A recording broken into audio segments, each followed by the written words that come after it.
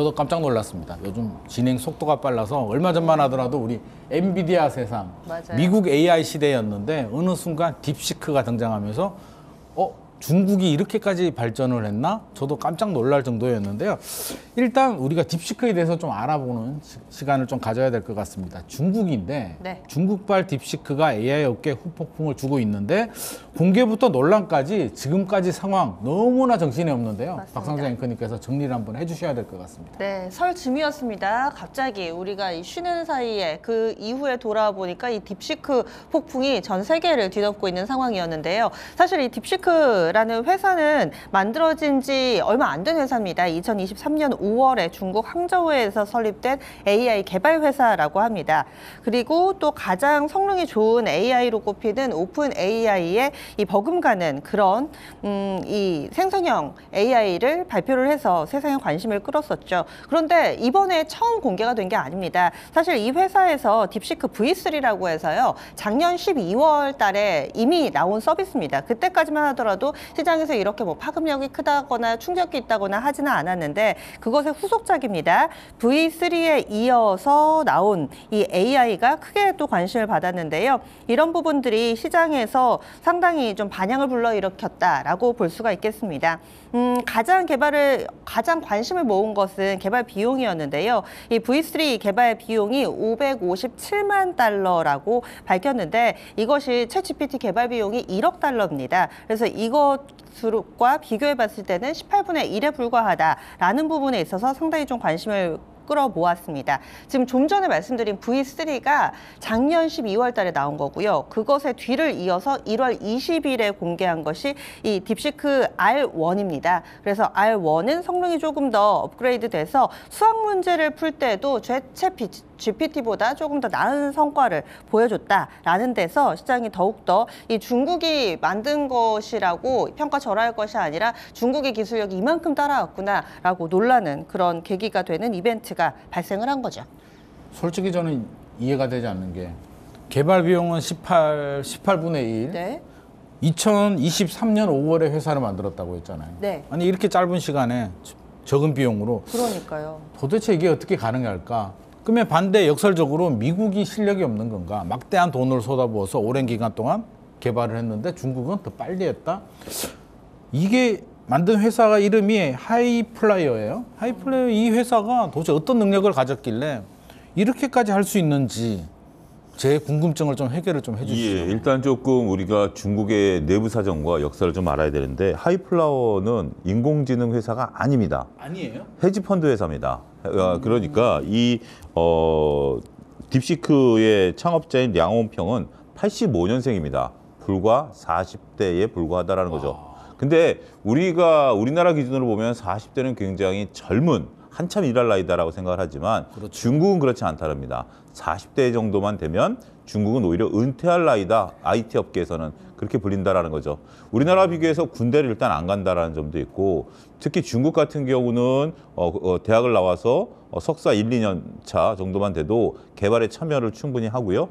또 문화 자체가 우리처럼 수직 문화가 아닙니다. 의외로 중국이 호칭 자체가 없고요. 서로 간의 토론 문화 이런 것들이 IT 업계 전반적인 그러니까 압축 성장을 하고 있으면서 이 IT 업계는 마치 미국의 실리콘밸리와 같은 이러한 환경을 만들어내면서 조직에 대한 부분들이 없죠. 특히 이 회사 같은 경우 대기업 출신이 하나도 없어요. 이 량홍평이 주장하는 게 뭐냐면 이 사람도 미국 유학파 출신이 아니고 저장대 출신인데요. 저장공대 같은 경우도 굉장히 유명한데 여기서 공학을 전공을 했어요. 그리고 이 사람 같은 경우 초등학교 때 수학을 잘했다라고 해요. 근데 수학을 잘했지만 공학을 했고 그다음에 이 공학 같은 경우를 통해서 뭐 직물기를 만든다라든지 그다음에 아까 얘기한 하이플라이어에서는 그다음에 퀀트 투자에 대한 부분들을 한다라든지 이 사람의 석사 논문 자체가 인공지능과 관련된 석사 논문이에요. 박사 논문도 마찬가지고요. 그렇기 때문에 더군다나 여기에 들어와 있는 젊은 창업자들이 여기서 지금 이제 두 번째 사람을 보세요. 러플이라고 30세입니다. 95년생입니다. 러플이 95년생인데요. 샤오미에서 연봉 20억에 데려가겠다라는 겁니다. 굉장히 천재적인 거고요. 우리가 아무리 중국에 대해서 조금 폄하한다 하더라도 러플이 같은 경우 국제적으로 인정받는 그 학술지에다가 평생 한 번 내기 어려운 논문을 1년 사이에 8편을 냈어요. 굉장히 천재죠. 그래서 천재죠. 그래서 저 러프리 같은 경우도 현재 지금 샤오미에서 연봉 20억, 이제 30세인데 너무 박성재 앵커께서 지금 고개를 흔드는 정도인데 이러한 팀워크를 통해서 만들어냈다라는 것이 굉장히 의미가 있고요. 근데 우리가 여기서 이제 개발 비용이라든지 아니면 그럼 어떻게 만들었느냐라는 부분들까지 조금 더 연결해서 보게 된다라면 우리가 80억 수준이라고 하는 것은 박성정 앵커가 V3와 R1을 이제 구분해서 잘 말씀해 주셨어요. 이게 지금 우리나라에서 혼용돼 쓰이고 있는데 이 80억이라는 것은 R1만 만든 거예요. 그러면 기존에 만들었던 V3라든지 그 뒤에 배후라든지 이런 것들에 대한 비용을 따지면 이거보다 더 들어간 거 아니야? 라고 얘기하는 거죠. 그렇기 때문에 지금 R1에 대한 개발 비용만 80억이다라는 거죠. 근데 이것도 80억으로 가능하냐라고 보는 부분에 있어서는 우리가 디스틸레이션이라는 단어를 좀 보셔야 되는데 챗GPT 같은 경우는 우리가 이 오픈 AI를 학습하기 위해서는 제로서부터 모든 걸 학습하는 거죠. 차용주가 누구냐? 차용주는 누구다. 차용주가 밥을 많이 먹어서 뚱뚱했냐? 모래 걷지 않아 뚱뚱했냐? 이걸 다 학습한 거죠. 근데 지금 요거를 그 결과치를 지금은 후발주자들은 학습을 할 때 모든 것을 다 모아서가 아니라 결과치를 놓고 이 결과치를 어디서 뽑아냈냐? 이 소스가 뭐냐라고 하면 이게 훨씬 적은 비용으로 빨라진다라는 거죠. 그래서 지금 현재 오픈 AI가 조사에 들어가는 게 바로 이거예요. 우리 걸 베낀 거 아니냐? 라는 부분들이거든요. 그런 부분들로 지금 이제 얘기가 나오는 거고 또 한 가지 마지막으로 말씀드리면 하이플라리어에서 얘가 돈을 벌어가지고 80억 달러, 우리나라 돈 11조 원을 모았는데 그때 당시에 공개적으로 자기가 GPU 10,000장을 확보했다라고 그랬습니다. 그럼 GPU 10,000장 비용만 하면 얼마예요? 그것도 어마무시한 돈이죠. 그렇기 때문에 R1에 대한 80억은 조금 과소평가되어 있다는 게 중론이고요. 근데 그 GPU 10,000장이 어느 정도 수준이냐? 우리나라에 분산되어 있는 뭐 대학 연구소, 뭐 삼성전자 다 합쳐도 2만여 장밖에 안 됩니다. 근데 단일 기업에서 10,000장을 확보했다라는 것은 어마어마한 숫자다. 이렇게 정리를 하겠습니다. 그러면 이미 준비를 많이 했고 그렇죠. GPU도 많이 가지고 있고 돈도 발표한 것보다 더 많이 투입을 했고 천재들이 참여를 해서 잘 될 수밖에 없다라는. 창업자 자체가 이것으로 논문을 쓴 사람이고 이걸 통해서 실질적으로 활용도를 많이 했던. 그러니까 우리가 인공지능이라고 하는 것이 갑자기 하늘에서 뚝 떨어진 게 아니라 우리가 바둑대회가 벌써 13년 전 얘기예요. 근데 바둑대회, 알파고 바둑대회가 13년 전 얘기인데 이 알파고 시대랑 지금이랑 뭐가 바뀐 게 있느냐라고 보면 진화한 것은 하드웨어예요. 알고리즘은 그대로 씁니다.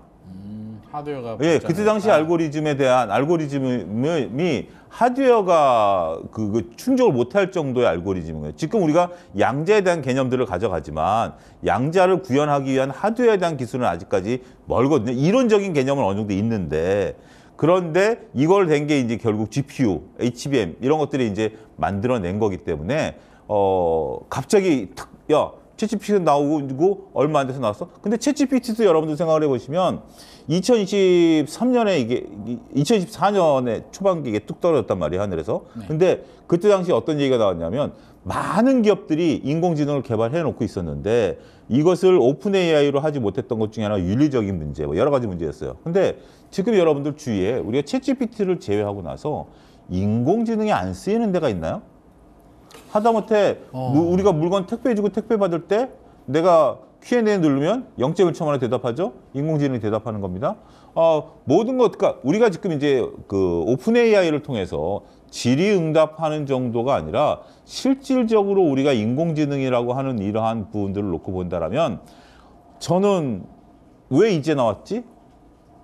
라는 생각이 오히려 들 정도로 물론 놀라운 거예요. 중국이 나름대로 미중 간의 갈등 속에서 이런 것들을 아무래도 미국보다는 싸게 만들었기 때문에 그것도 굉장히 놀라운 일이에요. 그래서 이렇게 비교하시는 분들도 있어요. 1957년 소련이 인공위성을 가장 먼저 발생했죠. 그렇습니다. 스푸트니크 1호를 처음 발사함으로써 소련과 미국 간의 미사일 경쟁이 시작된 것처럼 그렇습니다. 이거에 이제 비견하시는 분들도 있어요. 근데 그러면 이제 딥시크 우리가 이제 얘기를 하지만 결론부터 얘기하면 향후에 우후죽순처럼 이런 것들이 계속 쏟아져 나올 가능성이 높다. 저는 그렇게 정리하겠습니다.